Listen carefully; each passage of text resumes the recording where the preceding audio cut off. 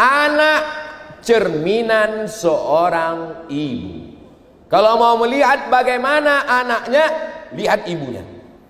Saya punya teman, dia nikah dengan istrinya, tidak melihat wajah istrinya. Sampai akad nikah, habis akad baru dia lihat. Saya kaget. Saya tanya, kamu kok pede sekali? Gimana ceritanya? Saya datang ke rumahnya, saya lihat wajah ibunya, berarti nggak jauh-jauh dari anaknya.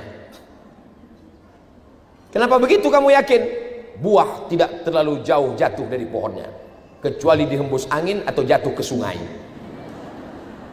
Ibunya baik, saya nikah, anaknya baik. Hebatnya seorang ibu. Wal baladu thayyibu yakhruju nabatuhu bi'izni rabbih. Tanah yang bagus menumbuhkan bunga yang cantik, mekar, harum semerbak. Walladzi khabutha la yakhruju illa nakida. Tanah yang tandus akan mengeluarkan tanam-tanaman yang tidak baik. Nama tanamannya kaktus. Bunganya tidak terlalu bagus. Kalau dicium hidung meletus karena ada durinya. Begitulah hebatnya tanah-tanah. Kurang hebat apalagi Nabi Nuh, tapi lahir anak Kan'an. Gara-gara apa? Gara-gara perempuan yang durhaka melahirkan anak yang kurang ajar. Bapak sibuk mencari nafkah. Siapa yang mengajari baca Quran? Siapa yang mengajari anak sholat? Siapa yang mengajari wudhu, tata krama, sopan santun, budi bahasa, mengajarkan pakai sarung, pakai peci, ngaji? Ibu adalah cerminan. Kalau kita ketemu di pinggir jalan ada anak-anak 5 tahun, rambutnya pirang, antingnya 13, rambutnya 3 warna, merah, kuning, kelabu, dikepang ke atas seperti sarang tawon. Itu pasti ada guru di rumah. Al-madrasatul ula.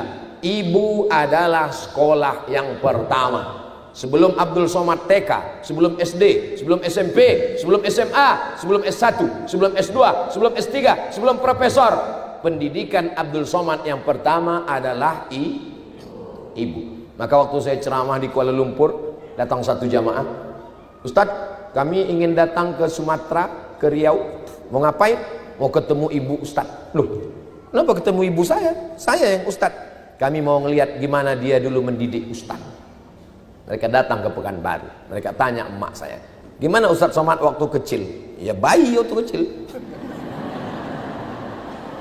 Gimana makannya? Gimana minumnya? Gimana belajarnya? Gimana ibu mendidiknya? Mereka mau tahu apa doa ibu, apa yang ibu berikan kepadanya. Ibu adalah cerminan seorang anak.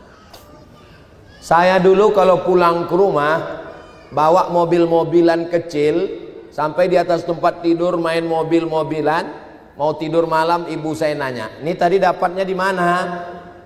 Dapat di jalan, Mak. Pulangkan jalan tempat ketemu tadi, karena itu bukan hak kamu. Malam-malam diletakkan lagi di situ. Nggak boleh ngambil milik orang. Tapi ini nggak ada punyanya, nggak boleh. Nanti harta kamu juga akan hilang. Nanti kamu di akhirat akan dituntut Allah. Mobil itu nanti akan membesar dan kamu akan memikulnya di padang mahsyar. Kita anak kecil nggak tahu, ya diam aja. Rupanya setelah saya belajar ada hadisnya. Wa may yaghlul, siapa yang curang, ya'ti bima ghalla yaumal qiyamah, dia akan membawa kecurangannya pada hari kiamat. Saya belajar di Medan sekolah 5 tahun, dari 90 sampai 95. Setiap makan pagi sarapan mie ayam, bakso, kawan-kawan saya makan bakwan 3 bayar 2. Saya sekalipun nggak pernah saya lakukan itu, karena pendidikan ibu saya. Sekolah kami sama, guru kami sama, guru ngajarkan Arab bohong, tapi ibu saya pelajarannya lebih dalam. Kalau kau lihat perempuan, dia adalah ibumu. Maka saya nggak berani makan bakwan itu, makan 3 bayar 2. Kenapa? Karena saya melihat ibu penjual itu adalah ibu saya. Kalau saya bohongi dia, berarti saya sedang membohongi ibu saya. Saya kalau melihat ibu-ibu, ingat ibu saya. Kalau ngelihat ibu-ibu, kita lihat ibu kita, ingat ibu kita bagus. Ngelihat anak-anak, kita ingat anak kita bagus. Yang nggak bagus, ngelihat istri orang, lupa bini kita. Itu yang tak bagus. Perempuan adalah ibu kita. Saya diajarkan perempuan adalah ibu kamu. Jangan kamu lecehkan, jangan kamu hina, jangan kamu jatuhkan harkat martabat kehormatannya. Begitu ibu saya mengajarkan. Suatu ketika saya bawa dia ceramah ke Medan, Sumatera Utara. Sampai di sana temannya nelpon, bisa ketemu? Bisa. Saya bilang terserah mau dibawa ke kamar atau ketemu di lobi. Ya di lobi aja lah. Saya antar ke lobi bawah. Mereka ngobrol berdua, saya duduk sambil nguping apa yang dibicarakan. Temannya nanya, apa kau doakan anakmu waktu dia kuliah 4 tahun di Mesir, dia nggak pulang-pulang? Apa kata ibu saya? Tiap malam ku doakan dia Al-Fatihah 100 kali supaya Allah memberikan yang terbaik untuk dia. Aku bertawassul kepada Allah dengan surat Al-Fatihah. Kalau saya nggak nguping, saya nggak tahu cerita itu, karena dia tak pernah menceritakan itu ke saya. Ibu saya tidak pernah memuji-muji saya. Pernah saya bawa dia tausiah tabligh akbar, orang banyak, ramai sekali. Saya berharap setelah itu dia mengatakan, hebat juga kau ya. Pulang-pulang dia tanya, kau nggak punya jin kan? Nggak ada, saya bilang. Dia takut saya ke dukun jin biar supaya orang ramai percaya ke saya. Nenek-nenek moyang kita dulu nggak boleh berteman dengan jin. Kalau kau berteman dengan jin nanti kau mati su'ul khotimah. Sampai saya tua, sampai saya umur 40, sampai saya jadi ustadz, dia tetap manggil saya, kau jangan angkuh, kau jangan sombong. Sampai hari ini kalau saya duduk di atas kursi, di bawah ada orang tua, masih tetap ingat bagaimana dia dulu. Dulu kalau ada tamu di bawah, saya duduk di kursi, itu langsung seperti radio yang dikecilkan. Nggak boleh duduk di atas kalau ada orang tua. Makanya jarang-jarang saya tausiah duduk. Biasanya saya tausiah itu berdiri. Kenapa Ustadz duduk? Karena setelan kameranya pendek.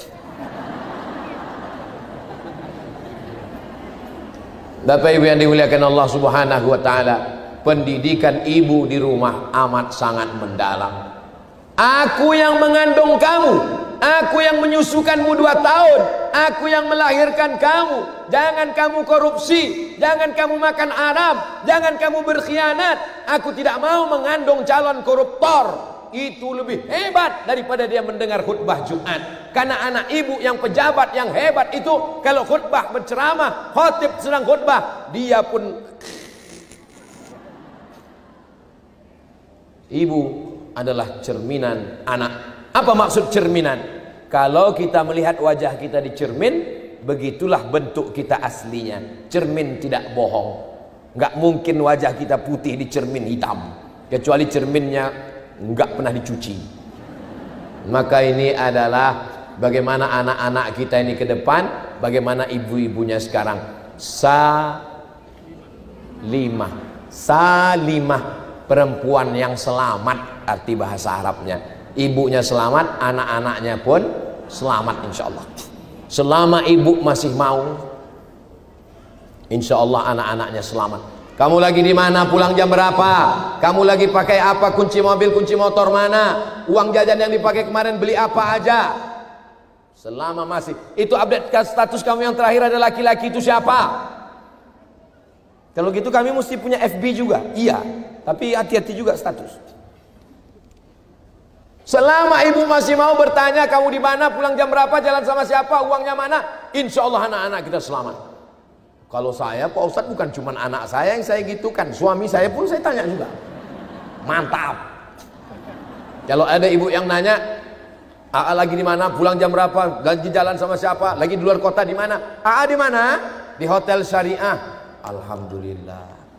Makanya banyak jamaah itu kalau saya pergi ke satu kota, Ustadz foto Ustadz. Nah, habis itu mau kemana? Laporan ke rumah Pak Ustadz. Alhamdulillah Pak Ustadz. Kadang video call, ma, ini lagi sama Ustadz nih ma. Iya, Ustadz, ya tutup. Habis itu dia pun pergi nggak tahu entah kemana.